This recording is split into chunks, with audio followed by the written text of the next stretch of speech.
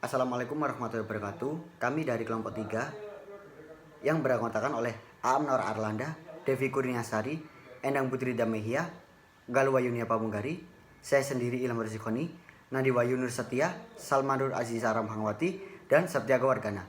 Kami dari kelompok 3 akan mempresentasikan tentang game dinamika kelompok yang berjudul Kupas dan Pulsa. Game pertama yaitu Kupas, kursi panas. Tujuan permainan melatih peserta game agar dapat menghadapi maupun menyelesaikan suatu konflik masalah yang dihadapi tiap peserta. Tujuan khusus melatih konsentrasi. Yang kedua, melatih kemampuan pembuatan keputusan strategi yang tepat dan menangkan game. Yang ketiga, melatih kesabaran. Yang keempat, keseriusan dalam bermain game.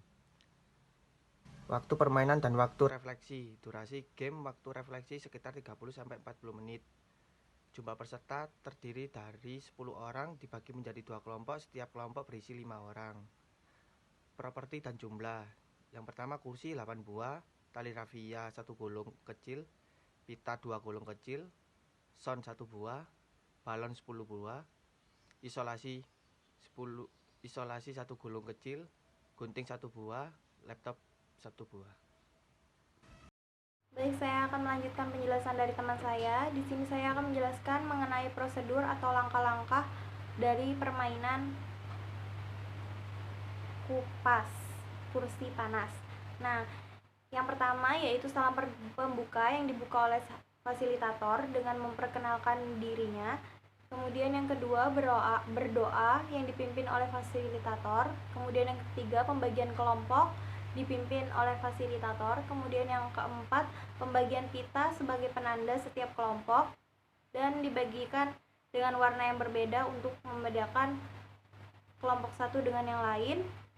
Kemudian yang kelima yaitu membuat jargon dan yel-yel pada setiap kelompoknya. Kemudian yang keenam yaitu kelompok meneriakkan jargon atau yel-yel yang telah dibuat secara bergantian. Kemudian yang ketujuh yaitu penjelasan prosedur permainan, di mana permainan ini diikuti oleh 5 orang setiap oleh 2 kelompok dengan memperebutkan kursi sambil di luar garis batas. Kemudian yang ke-8 yaitu memulai permainan. Di sini semua pemain berjalan berurutan memutari kursi ketika musik dimainkan. Ketika musik berhenti, maka peserta harus cepat-cepat duduk di kursi yang disediakan. Peserta yang tidak kebagian tempat duduk keluar dari permainan ini. Kemudian permainan kembali dimulai dengan mengurangi 1 kursi. Ulangi langkah tadi sampai menyisakan 1 pemain tapi dari setiap kelompok. Kemudian pemain terakhir dari setiap kelompok akan bertanding dan menentukan kelompok pemenang. Kemudian dilanjutkan ke-9 yaitu pemberian hadiah oleh fasilitator untuk kelompok yang menang. Kemudian dilanjutkan refleksi teori, di mana ilmu atau pengalaman apa yang bisa didapat dari permainan ini. Kemudian dilanjutkan berdoa dan salam penutup. Selanjutnya saya mau menjelaskan defleksi teori dari permainan kursi panas. Di dalam permainan kursi panas ini merupakan permainan indoor yang menekankan kepada aspek konflik, di mana adanya perebutan untuk mendapatkan kursi. Nah, cara mainnya yaitu ada 2 kelompok yang bermain dan setiap kelompok disediakan kursi. 2 kelompok tersebut mengelilingi kursi. Nah, kursi yang ada pun dibatasi 1 pada setiap tim, sehingga timbulnya konflik karena adanya perebutan kekuasaan. Nah, siapa cepat dia yang akan tetap bertahan dan yang tidak dapat bertahan dapat keluar. Nah, pada puncaknya pun ada 2 orang terakhir yang merebutkan 1 kursi panas tersebut. 1 orang yang berhasil itu mendudukinya dapat dikatakan menang. Di dalam permainan kursi panas ini dapat juga dihubungkan dengan teori bahwa suatu konflik dapat terjadi berupa sekecil bentuk ketidaksetujuan ataupun peperangan, sebesar peperangan. Nah, kata konflik ini pun menurut bahasa Yunaninya konflikt dan juga konflik. Menurut Sutopo dan juga Supriyanto di dalam buku Zulkarnain 2013 halaman 129 dapat mendefinisikan konflik ini sebagai suatu keadaan seseorang atau sekelompok yang memiliki perbedaan dalam memandang suatu hal dan diwujudkan dalam perilaku yang tidak atau kurang sejalan dengan pihak lain yang terlibat di dalamnya ketika mencapai tujuan tersebut. Nah, konflik ini juga dapat terjadi pada permainan kursi panas, yaitu interpersonal. Konflik puncaknya terjadi antara dua individu atau lebih, dan dipaparkan bahwa konflik dapat terjadi pada level yang pertama itu intrapersonal. Konflik terjadi dalam individu. Nah, yang kedua itu ada interpersonal. Ini merupakan konflik terjadi antara dua individu atau lebih. Yang ketiga itu ada intragroup. Konflik terjadi di antara anggota kelompok yang sama. Nah, yang keempat intergroup. Konflik terjadi antara dua kelompok atau lebih. Dan yang kelima ini intraorganisasional. Konflik ini terjadi antara suborganisasi atau unit kerja, baik yang secara vertikal, horizontal, maupun diagonal dalam suatu organisasi. Yang keenam itu ada interorganisasional, yaitu konflik antara dua atau lebih organisasi. Nah, sumber terjadinya konflik ini menurut Sutopo yaitu masalah komunikasi, struktur organisasi, dan juga manusia. Yang kita perlu ketahui bahwa pertama ada konflik terjadi karena salah komunikasi atau distorsi. Yang kedua itu ada struktur organisasi yang secara potensial dapat memunculkan konflik karena masing-masing unit organisasi memiliki tugas dan juga kepentingan yang saling bisa bergesekan dan berbenturan. Yang ketiganya itu ada faktor manusia, karena kita ketahui bahwa sifat-sifat manusia itu memiliki kepribadian yang beragam dan juga unik dapat memunculkan konflik. Ada juga 5 jenis strategis dalam mengatasi konflik. Yang pertama ada si kura-kura atau juga disebut penarikan. Ada si hiu atau pemaksaan negosiasi menang kalah. Yang ketiga itu ada si rubah kompromi. 4 si beruang. Beruang teddy itu juga merupakan kelancaran. Yang kelima ini si burung hantu, bagaimana dalam menegosiasi pemecahan masalah. Nah, menurut Sutopo ini prinsip yang perlu diperhatikan oleh para organisator dan juga manajer atau pemimpin, yaitu khususnya di satuan pendidikan dalam melaksanakan manajemen konflik perlu pertama perlakukanlah secara wajar dan alamiah. Perlu memandang juga sebagai dinamisator organisasi. Bisa juga media pengujian kepemimpinan, ada juga fleksibilitas strategi. Nah, di dalam konflik ini pun perlu disediakan bagaimana langkah-langkah untuk diselesaikannya konflik. Yang pertama, perlu mengakui adanya konflik. Yang kedua, mengidentifikasi konflik yang sebenarnya. Yang ketiga, mendengar semua pendapat. Keempat, mengkaji cara menyelesaikan konflik. Yang kelima, kesepakatan tanggung jawab menemukan solusi. Dan yang terakhir itu menjadwalkan sesi tindak lanjut dalam mengkaji solusi. Penyelesaian konflik juga perlu latihan, yaitu latihan untuk menggali konflik dan latihan untuk mengelola konflik. Penyelesaian konflik pada permainan di kursi panas ini membuat pertemuan antara dua kelompok dan membahas apa saja perasaan mereka dan permainan kursi panas tersebut. Nah, fasilitator atau pemimpin juga perlu menanyakan perasaan mereka di dalam menyelesaikan permainan tersebut. Nah, ada hasil refleksinya.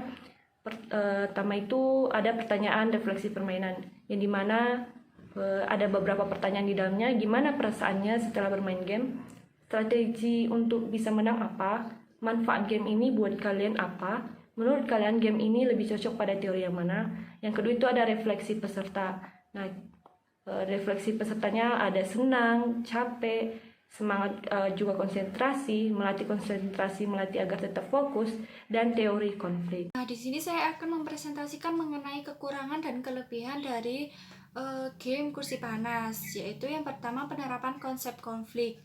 Dalam permainan game kursi panas ini terdapat 10 orang peserta yang merebutkan 8 kursi. Dalam permainan ini melatih peserta agar dapat menghadapi maupun menyelesaikan konflik atau masalah yang dihadapi tiap peserta untuk mencapai tujuan. Nah, unsur konflik yang ada pada permainan ini ialah adanya pihak yang berkonflik berupa perebutan kursi dan adanya tujuan yang dicapai berupa kemenangan kelompok. Selanjutnya yaitu kelebihan dari strategi konflik game kursi panas. Yang pertama yaitu game kursi panas ini menggunakan strategi Shihyo, yaitu menang kalah. Jadi setiap peserta ini berusaha untuk dapat merebutkan kursi yang melingkar yang berada di tengah. Dan yang kedua yaitu game kursi panas ini menggunakan strategi si kura-kura atau penarikan dengan tidak menghargai hubungan tujuan untuk menghindari konflik. Jadi game kursi panas ini peserta lebih fokus pada dirinya masing-masing dibanding kepada peserta lainnya, karena ketika game ini dimulai, peserta game ini mendengarkan suatu lagu atau musik yang didengarkan sambil berjoget di tengah-tengah. Nah, di tengah peserta yang berjoget terdapat kursi. Nah, apabila lagu itu telah berhenti, maka peserta akan merebutkan kursi tersebut untuk penyelesaian konflik. Yang pertama, latihan untuk menggali konflik atau the influence line.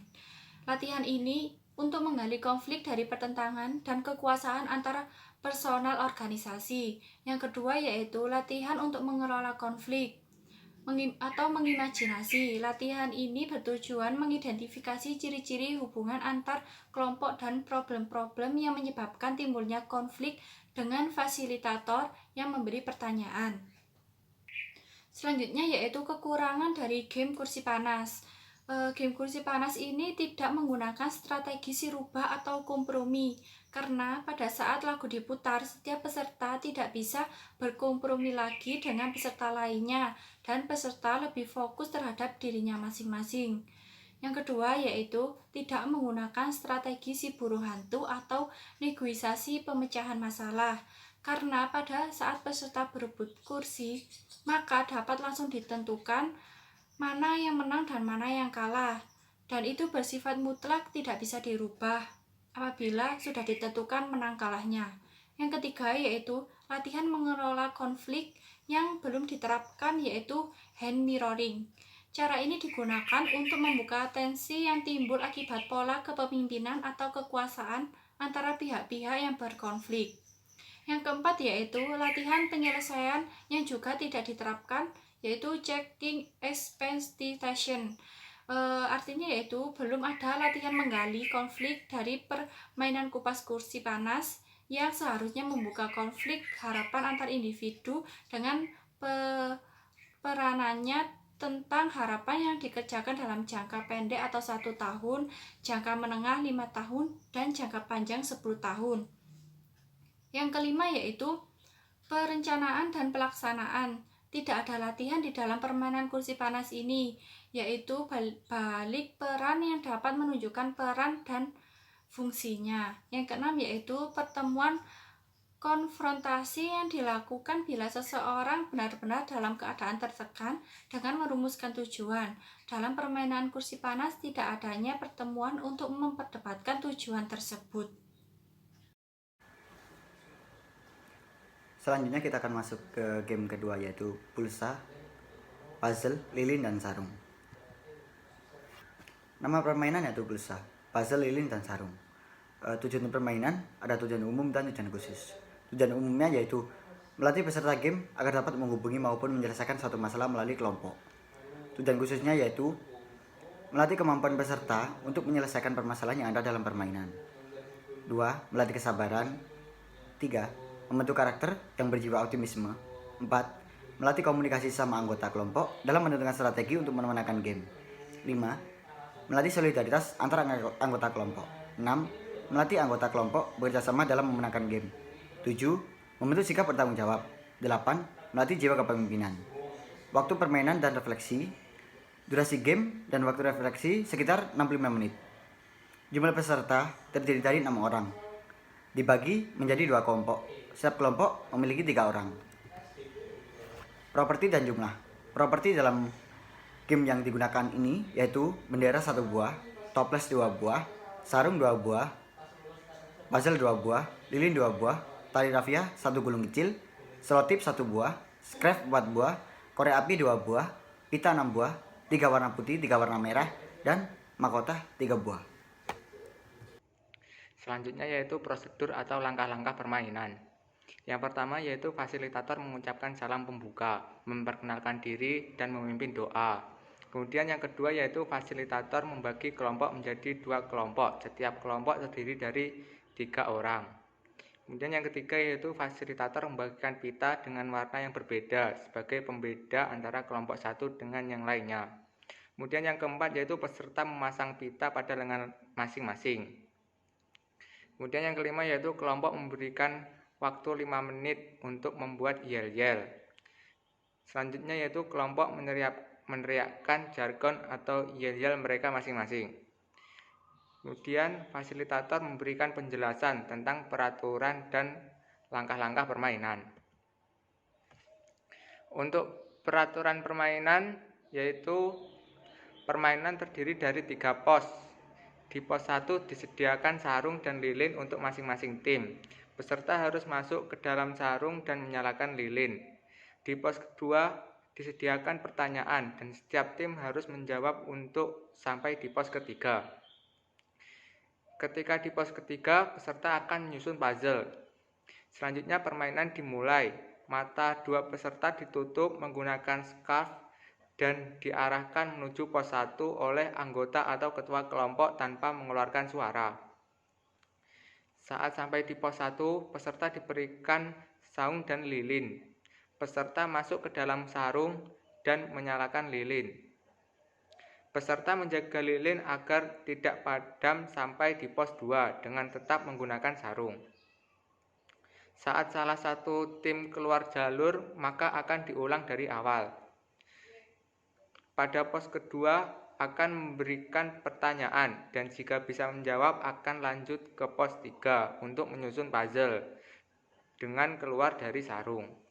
Selanjutnya setelah menyelesaikan puzzle, peserta kembali masuk ke dalam sarung dan melanjutkan perjalanan untuk menyalakan lilin. Menyalakan lilin adalah akhir dari permainan dan sebagai pemenang game.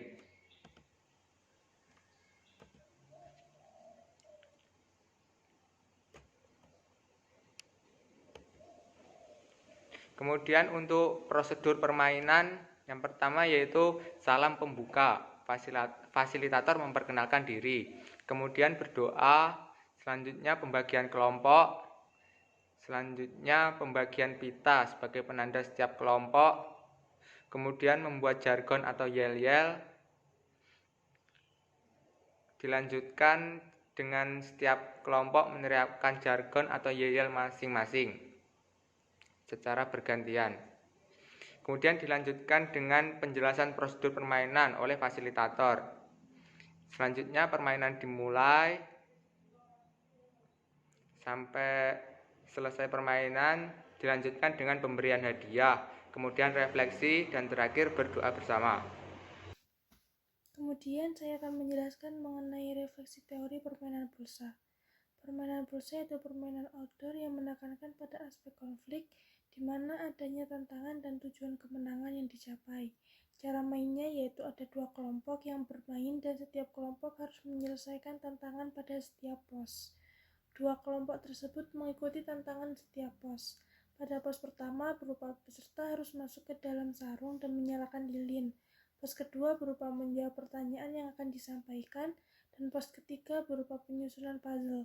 Kemudian peserta menyalakan lilin sebagai tanda berakhirnya game dan menjadi pemenang. Permainan ini sangat memerlukan kerjasama dan kepercayaan dengan sesama kelompok. Jika tidak adanya kepercayaan sesama kelompok, maka akan muncul konflik.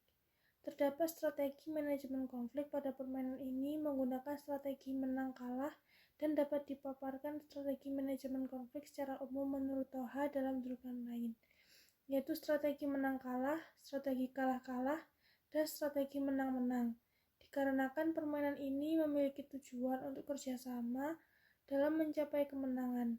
Penyelesaian konflik pada permainan pulsa yaitu dengan membuat pertemuan antar kedua kelompok dan membahas apa saja perasaan mereka dalam permainan pulsa tersebut, serta fasilitator permainan juga menanyakan perasaan mereka dan diselesaikan di tempat. Kemudian hasil refleksi, fasilitator menanyakan gimana perasaan setelah bermain game. Peserta menjawab senang dan capek. Kemudian strategi untuk bisa menang adalah bekerja sama dan kompak. Kendala yang ditemui pada game adalah susah untuk kompak Jenis game yang dimainkan adalah game pulsa. Kemudian teori yang sesuai dengan game adalah teori konflik. Kelebihan penerapan konsep konflik dalam permainan pulsa atau puzzle lilin dan K menerapkan konsep dasar konflik, yaitu permainan yang melibatkan sekelompok orang untuk mencapai tujuan tertentu.